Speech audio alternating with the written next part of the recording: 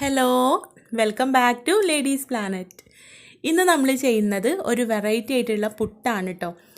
ഇതിലേക്ക് നമ്മൾ 2 secret ingredients ഒക്കെ ചേർത്തിട്ടാണ് ഈ പുട്ട് നമ്മൾ ഉണ്ടാക്കുന്നത്. അതുകൊണ്ട് തന്നെ ഇതിലേക്ക് സെപ്പറേറ്റ് ആയിട്ട് കറിയുടെ ഒന്നും ആവശ്യമില്ലാതെ തന്നെ നമുക്കിത് കഴിക്കാം. ഒരു പ്രത്യേക ടേസ്റ്റുള്ള ഒരു പുട്ടാണ് കേട്ടോ. കറി വേണമെന്ന് നിർബന്ധമൊന്നുമില്ല, കറി കൂട്ടി കഴിച്ചാലും കുഴപ്പമൊന്നുമില്ല. പിന്നെ ഈ ഒരു ഇൻഗ്രീഡിയൻസ് ചേർക്കുന്ന കാരണം പുട്ട് കഴിക്കുമ്പോൾ ചിലർക്കൊക്കെ ദഹനത്തിനൊക്കെ പ്രശ്നം ഉണ്ടാവാറുണ്ട്. നെഞ്ചരിച്ചിലൊക്കെ വൈകുന്നേരം ആകുമ്പോഴേക്കും നെഞ്ചരിച്ചിലൊക്കെ ഉണ്ടാവാറുണ്ട്. അപ്പം അങ്ങനെയുള്ള പ്രശ്നങ്ങളൊന്നും ഉണ്ടാവില്ല. നമ്മുടെ ഹെൽത്തിനും നല്ലതാണ്, എന്നാൽ നല്ല ടേസ്റ്റുമാണ്. നമുക്ക് എങ്ങനെയാണ് ഈ പുട്ട് ഉണ്ടാക്കുന്നതെന്നുള്ളത് നോക്കാം. വീഡിയോയിലേക്ക് കടക്കുന്നതിന് മുൻപായിട്ട് നിങ്ങൾ ഈ ചാനൽ ഇതുവരെ സബ്സ്ക്രൈബ് ചെയ്തിട്ടില്ലെങ്കിൽ ഈ വീഡിയോക്ക് താഴെ കാണുന്ന ചുവന്ന നിറത്തിലുള്ള സബ്സ്ക്രൈബ് ബട്ടൺ ക്ലിക്ക് ചെയ്തൊന്ന് സബ്സ്ക്രൈബ് ചെയ്യുക. നോട്ടിഫിക്കേഷനൊക്കെ കിട്ടാൻ വേണ്ടി തൊട്ടടുത്തുള്ള ബെല്ലൈക്കൺ ക്ലിക്ക് ചെയ്ത് ഓൾ തന്നെ സെലക്ട് ചെയ്ത് വെക്കുക കേട്ടോ. പിന്നെ നിങ്ങൾക്ക് ഈ വീഡിയോ ഇഷ്ടപ്പെടുകയാണെങ്കിൽ ഒന്ന് ലൈക്ക് ചെയ്യാനും മറക്കരുത്. അപ്പോൾ നമുക്ക് എങ്ങനെയാണ് ഈ പുട്ട് ഉണ്ടാക്കുന്നതെന്നുള്ളത് നോക്കാം. അപ്പോൾ ഈ ഒരു പുട്ട് ഉണ്ടാക്കാൻ വേണ്ടിയിട്ട് നമ്മൾ സാധാരണ എടുക്കുന്ന പുട്ടുപൊടിയാണ് കേട്ടോ ഞാനിവിടെ എടുത്തിട്ടുള്ളത്. ഇത് വീട്ടിൽ തന്നെ ഉണ്ടാക്കിയിട്ടുള്ള പുട്ടുപൊടിയാണ്. മട്ട റൈസ് വെച്ചിട്ടാണ് കേട്ടോ അത് ഉണ്ടാക്കിയിട്ടുള്ളത്. അപ്പോൾ അതുകൊണ്ട് തന്നെ കുറച്ച് കളറിനൊക്കെ ഡിഫറൻസ് ഉണ്ടാവും. നന്നായിട്ട് കഴുകി ഉണക്കിയതിന് ശേഷം പൊടിപ്പിച്ച് വറുത്തെടുത്തതാണ്. മട്ട റൈസ് വെച്ചിട്ടൊക്കെ നമ്മൾ പുട്ടുണ്ടാക്കുന്നത് മുമ്പ് ചെയ്തിട്ടുണ്ട്, ഇൻസ്റ്റൻ്റായിട്ട് റൈസ് വെച്ചിട്ട് ചെയ്യുന്നത്. ഇത് വറുത്ത് സൂക്ഷിക്കുകയാണെങ്കിൽ നമുക്ക് കുറേ കാലം സൂക്ഷിച്ച് വെക്കാമല്ലോ. അപ്പം അങ്ങനെ സൂക്ഷിച്ച് വെച്ച പുട്ടുപൊടിയാണ് കേട്ടോ.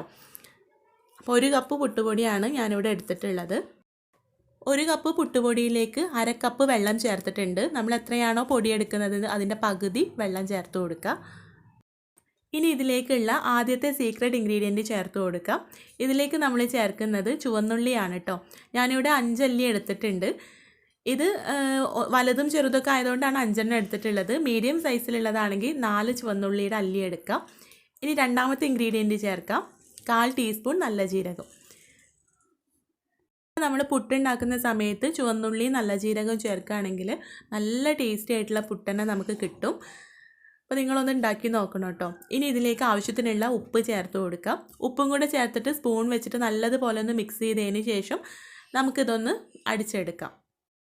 അപ്പോൾ നമ്മുടെ പുട്ട് റെഡിയാക്കാനുള്ള പൊടി നനച്ചെടുത്തിട്ടുണ്ട്.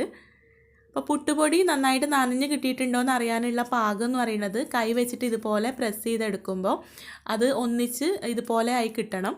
പിന്നെ കൈ വെച്ചിട്ട് തന്നെ ഒന്ന് പ്രസ് ചെയ്യുമ്പോൾ അത് പൊടിഞ്ഞു പോവുകയും ചെയ്യണം. അപ്പോൾ അതാണ് കേട്ടോ പുട്ടിന് പൊടി നനച്ചെടുത്തത് നനഞ്ഞ് കിട്ടിയിട്ടുണ്ടോ എന്ന് അറിയാനുള്ളൊരു പാകം എന്ന് പറയുന്നത്. ഇനി നമുക്ക് പുട്ട് റെഡിയാക്കാം. നിങ്ങൾക്ക് മിക്സി കംപ്ലൈൻ്റ് ആവുമെന്ന് വിചാരിച്ചിട്ട് മിക്സിയിൽ ചെയ്യാൻ താല്പര്യമില്ലാത്തവരാണെങ്കിൽ പുട്ടുപൊടി നനച്ചെടുക്കുന്ന സമയത്ത് തന്നെ കുറച്ച് ചുവന്നുള്ളി നല്ല ജീരകം ഒന്ന് ചതച്ചെടുത്ത് ചേർത്ത് കൊടുത്താലും മതി കേട്ടോ. പിന്നെ നമുക്ക് പുട്ട് റെഡിയാക്കാം. അപ്പോൾ ഞാനിവിടെ ചിരട്ടപ്പുട്ടിൻ്റെ ആ ഒരു പുട്ട് മേക്കറാണ് കേട്ടോ എടുത്തിട്ടുള്ളത്. അപ്പോൾ ഇതിൻ്റെ അടിയിലുള്ള ചില്ല് എന്നോ മിസ്സായി പോയതാണ്. അപ്പോൾ ഞാനിതുപോലെ തേങ്ങ വെച്ചിട്ട് അങ്ങോട്ട് ഇട്ട് കൊടുക്കലാണ്. അങ്ങനെ ചെയ്താലും കുഴപ്പമൊന്നുമില്ല, ചില്ല് വേണമെന്ന് നിർബന്ധമൊന്നുമില്ല. അതിൻ്റെ മുകളിൽ പുട്ടുപൊടി ഇട്ടിട്ട് നമുക്ക് കുക്കറിൻ്റെ മുകളിൽ വെച്ചിട്ട് ഇത് റെഡിയാക്കിയെടുക്കാം. ഞാനിവിടെ പ്രഷർ കുക്കറിൽ കുറച്ച് വെള്ളം വെച്ചിട്ട് തിളപ്പിച്ചെടുത്തിട്ടുണ്ട്. അതിന് മുകളിൽ വെച്ചിട്ട് പുട്ട് റെഡിയാക്കാം. ഏകദേശം 5 മിനിറ്റൊക്കെ ആയപ്പോൾ ഇതിൽ നന്നായിട്ട് ആവി വരുന്നുണ്ട്, പുട്ട് റെഡി ആയിട്ടുണ്ട്. ഇനി നമുക്ക് ഇതെടുത്തിട്ട് ഒരു പ്ലേറ്റിലേക്ക് മാറ്റാം. ഇതുപോലെ തന്നെ ബാക്കിയുള്ള പുട്ടൊക്കെ നമുക്ക് റെഡിയാക്കാം. പിന്നെ നിങ്ങൾ പുട്ടുണ്ടാക്കുന്ന സമയത്ത് ഈ രീതിയിലൊന്ന് ട്രൈ ചെയ്ത് നോക്കണം കേട്ടോ. നല്ല ടേസ്റ്റി ആയിട്ടുള്ള പുട്ട് തന്നെ നമുക്ക് കിട്ടും. പിന്നെ അത് മാത്രമല്ല ദഹനത്തിന് വളരെ നല്ലതാണ്. ഒന്ന് ട്രൈ ചെയ്ത് നോക്കണം കേട്ടോ. നിങ്ങൾ ട്രൈ ചെയ്ത് നോക്കുന്ന സമയത്ത് ഫീഡ്ബാക്ക് അറിയിക്കാൻ മറക്കരുത്. അതുപോലെ വീഡിയോ ഇഷ്ടമായിട്ടുണ്ടെങ്കിൽ ലൈക്ക് ചെയ്യാനും ഷെയർ ചെയ്യാനും ചാനൽ ഇതുവരെ സബ്സ്ക്രൈബ് ചെയ്തിട്ടില്ലെങ്കിൽ ഒന്ന് സബ്സ്ക്രൈബ് ചെയ്യാനും മറക്കരുത് കേട്ടോ. അപ്പോൾ നമുക്ക് അടുത്ത നല്ലൊരു വീഡിയോ ആയിട്ട് കാണാം. താങ്ക്